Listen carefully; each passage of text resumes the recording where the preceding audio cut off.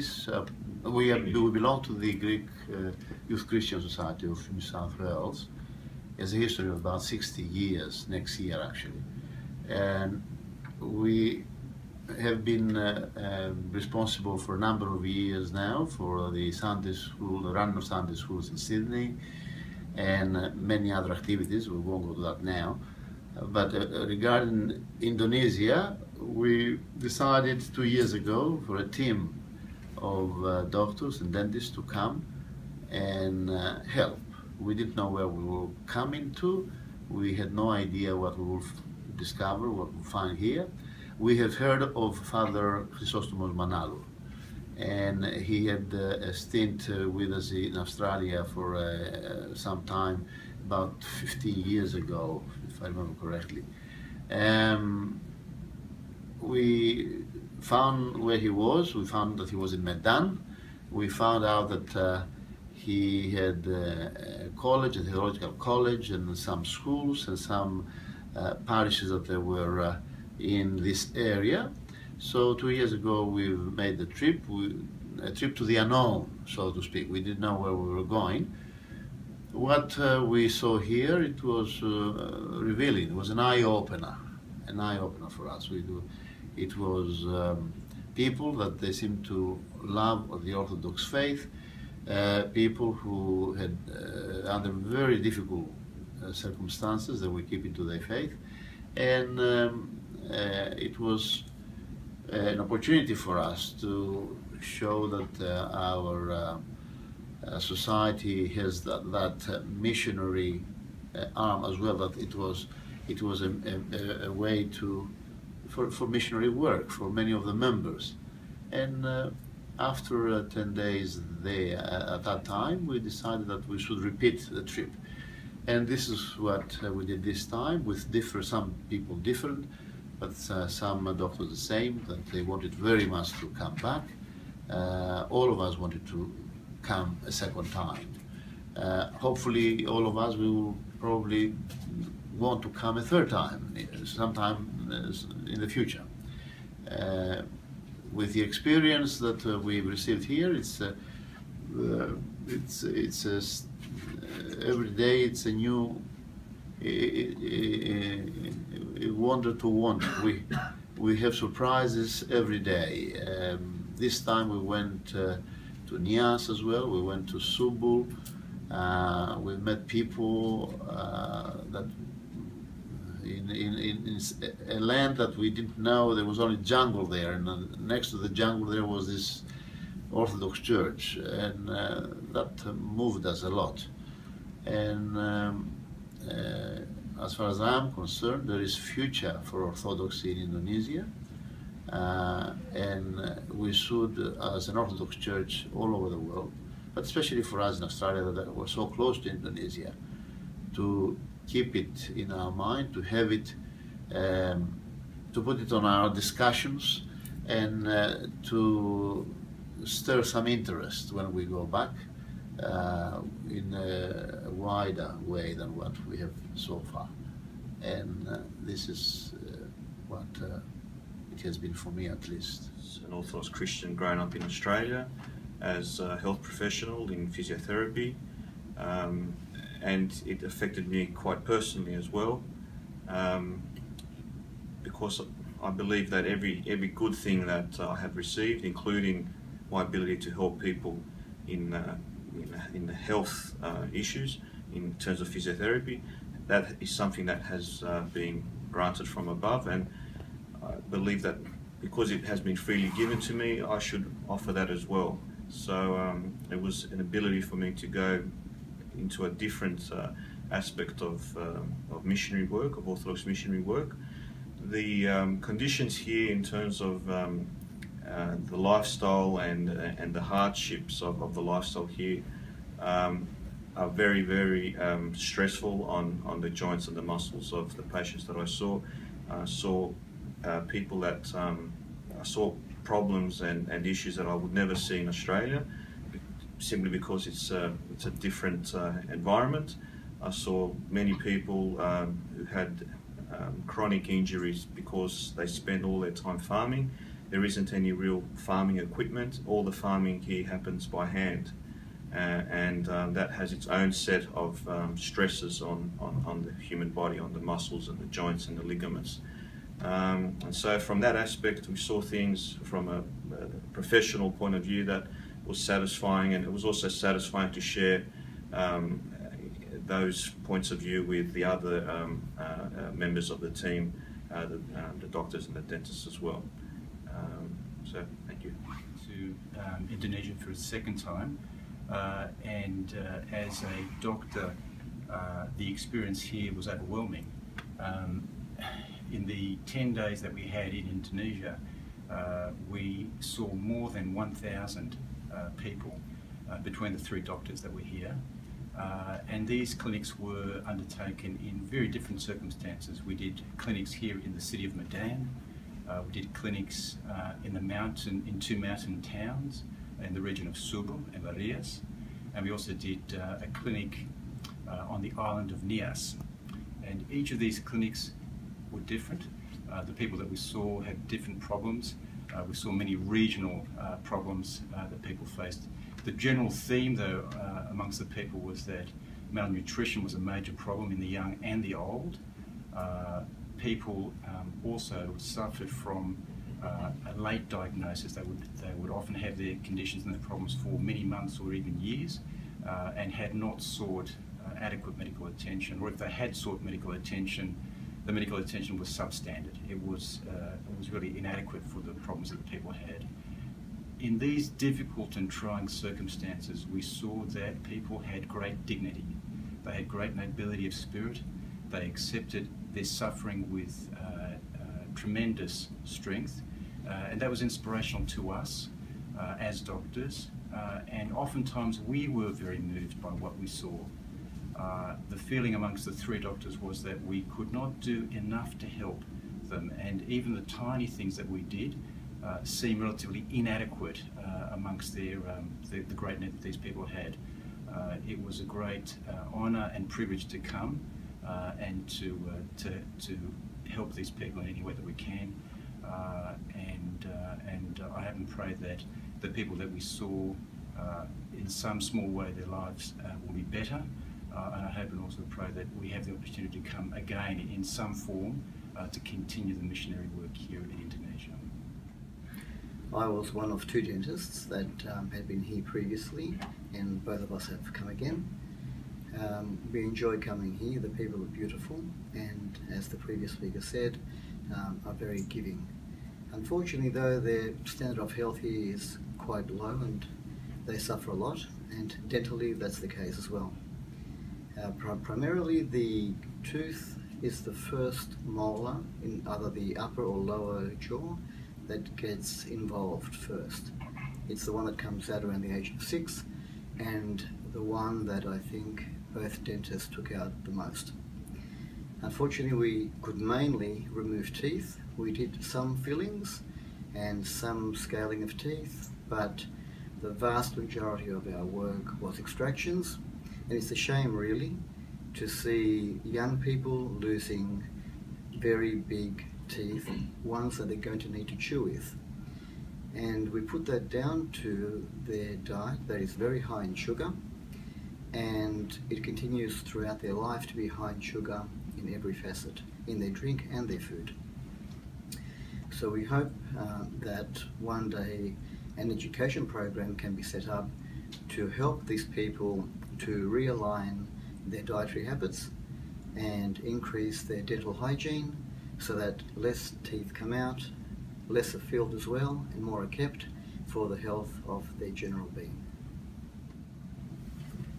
This is the second time that I've had the opportunity to come to Indonesia. I have to say, like the doctors and the dentists, the thing that really showed here is the health of the people. There were 3 things that I think are necessary here. I think primarily the first thing is that a program begins, particularly in the rural area of Indonesia, where vitamin or supplementary nutrition is provided, particularly through the school systems for the children. We saw a lot of issues where children had just basic lack of basic vitamins and minerals that they required. but that doesn't exclude adults, of course. The other thing that's vital, I think, and I think through the Orthodox Church itself and the leadership through the Church, is basic education of the people, not only in what they eat and what they drink and etc., but also in social aspects of, we saw a lot of issues with, say, siri, or the betel nut that is chewed widely in the regional areas. And I think the Church will play a vital role, particularly through its leaders, in being able to educate them in that beautiful way that the Church can do it. The last thing that I want to mention is that the people are very open here to listening, and they look up to people. And we saw this particularly on Nias. Their leader there, they all looked up to. They listened to him, they spoke to him. And I think the work will happen quite readily through this program via these people. I think they're blessed in a sense because they are humble and they are sincere people and show a lot of honour to people as well. I'm the other dentist that had the blessing and the opportunity to come for the second time here at Medan in regards to trying to help in mission work, both from a spiritual point of view and a physical point of view. Spiritually, what I noticed was through the physical aspect, through the pain of the people that were coming from ages as young as 3.5 years of age to take out teeth, which we would never consider doing in a dental chair, let alone in a schoolroom, right up to 70 and 80-year-olds. I was able to realise that people, through their pain, were able to they were able to develop spiritually. I noticed a lot of respect amongst the people for us. It was quite moving to see their respect, the great humility they showed. In St. Nikitas, for example, where the other dentist and I were able to spend a whole day, it was poverty-stricken. In fact, it was quite confronting for us to go to this particular school. Young children with rampant decay, and the way the teachers were embracing the young children and helping us in regards to doing this very difficult job, to say the least, was inspiring for us. It was a very tough 10 days that Father Chrysostomos planned out for us, and I'm glad that he did that. Because it gave us the great opportunity to visit a lot of different villages, remote areas, where we were able to see things that we only read about back in Sydney, but it was a little bit, like I said before, confronting. It was very enjoyable, and I feel that we gained a lot by being able to offer ourselves as a team and to have the great blessing from the Metropolitan of Singapore as well, and we're greatly indebted to that also. So thank you very much. I'm one of two youth who were sent here who don't have a medical background, and our main aim on this trip was to interact with some of the Orthodox youth, and it made a great impression on me, coming from being born into an Orthodox family, coming from a closed community such as in Sydney, to come to Indonesia and to come to Medan, where Orthodoxy is not only a minority, it's almost at its seed.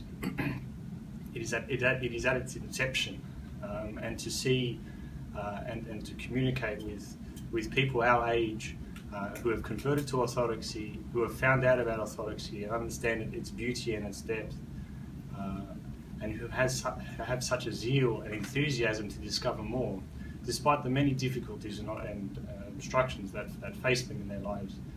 It makes a great impression on me, and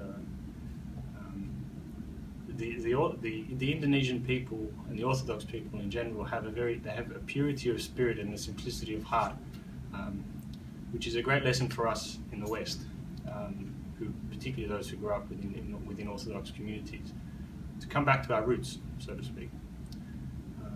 And so, as such, this is a great blessing, a historical church in Indonesia here, and I'm greatly indebted to all who have made it in this way.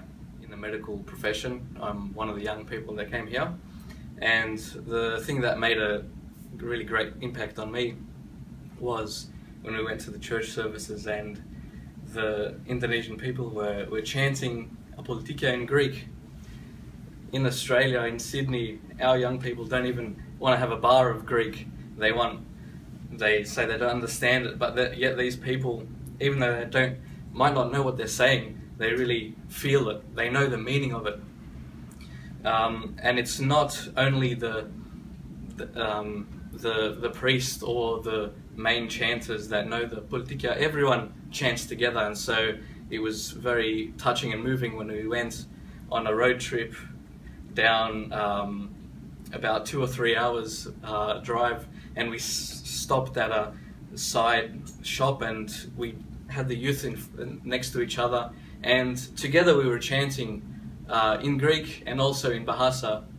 They chanted Ti Permacho for us in Bahasa, and then they chanted Anastasima. Another thing that made an impact on me was when we went to the schools. We went to Ayo Nikita, which was in the slums of Medan, and the simplicity and the kindness of the little children. The little children, as soon as they saw you, they'd smile, and when you waved, they waved back, and as soon as you said photo, photo, they'd come all together and they'll all be happy and they'll all be smiling, even though they have nothing.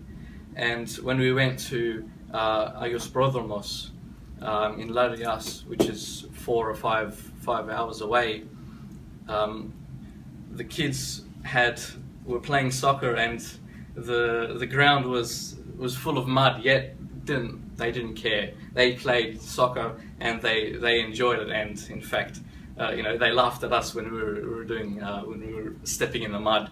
And afterwards, they also sang for us. They sang a Greek children's song, Fegaraki Mulambro. Children in Australia don't want to learn that. And so it was very impressionable. And I also had the opportunity to visit some of the classrooms of the schools. So in Ayo Prodromo and also Hagia Sophia, I went into the schools and taught them a bit of Australian English and some Greek, and they were all listening. They were all willing to learn. They were all prothimi in Greek, and they all love songs. So they would bring out their guitar and play the guitar for me, and they would sing in English. They would sing in Indonesian, but it was very moving because they were doing it just for me. It felt as if they were doing something that was the only thing that they could give, and they gave everything in their music. So it's been a blessed and a beautiful experience here, and I'm not sure if I'll be able to come back, but I hope that this is just the beginning, and through contact with the people here we can build a strong relationship, and that will make our connection with the Indonesian Orthodox Church a lot stronger. People of Indonesia, Medan, including Pater Manalo, the support staff, Presbytera, the hospital, people at Theotokos, the nurses, the drivers, and everyone else that helped make this experience much more intense and heartfelt. We had a program which could have been considered rigorous, but the preparation and the care and the cooking and the driving and the care of the patients from the nurses and the staff at the hospital, the people of the villages were all welcoming, hospitable, and they left an indelible impression on us, on myself. So I'm thankful for that, and I hope we can keep this in mind so that when we go back home we can have fond memories of the culture and people of Medan.